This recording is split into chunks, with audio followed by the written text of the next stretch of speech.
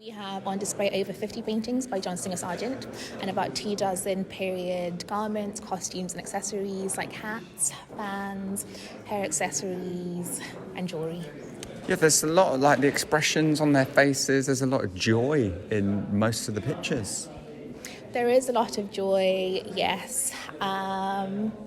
Yes, there is. There's also a lot of drama, and I'm thinking of the portrait of Ellen Terry as Lady Macbeth, where she's captured in this moment of lifting up a crown to put on her husband's head after a murder. And you can see this drama in her face, but also the pose and the costume that she's depicted in. And what's interesting about this costume, if you look at the painting and the costume, is how different they are. So if you look at the costume, it's more green, whereas in the portrait it's more blue. So that's where you see him actively making artistic decisions to change things, presumably because he thinks they look better. Would it have been common at the time for a painter to suggest and choose the outfits for the subjects? Yes, to some extent, this would have happened, but with Sargent, his involvement, I think, is very unique. Madam X in particular, that's quite a controversial piece because we see one of her straps undone on the dress. Yes, so when he originally painted the dress, he painted it without the strap on, slightly fallen, and this was very scandalous. On black, it wasn't really so common for people to be wearing it at the time because it was like a deathly colour. Mm-hmm. He made it fashionable. He made it like an outfit that a lot of his subjects, his sitters, would be wearing black.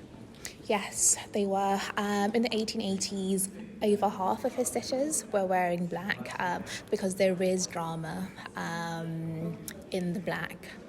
There's also elegance in it. And again, you can show off your mastery of painting by painting monochrome.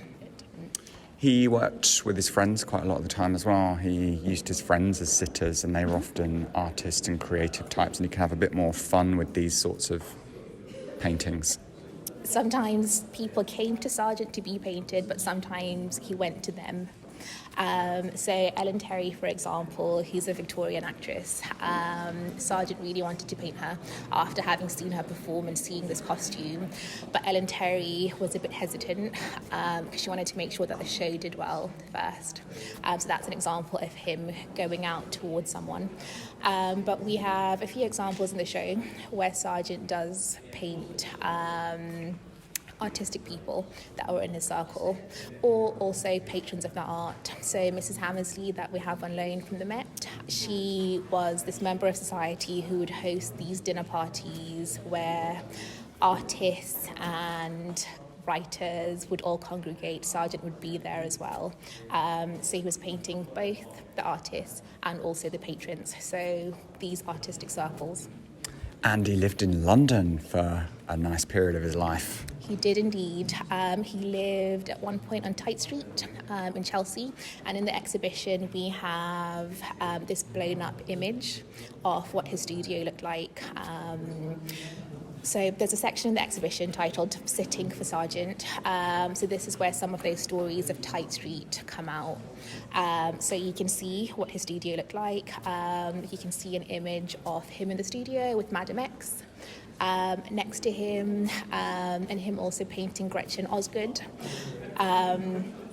And what's fascinating about being able to see the studio, the sitters and the painting is that you can see those changes that he made. So with some sitters that we have photos of in his studio, you could say you can see how they've been flattered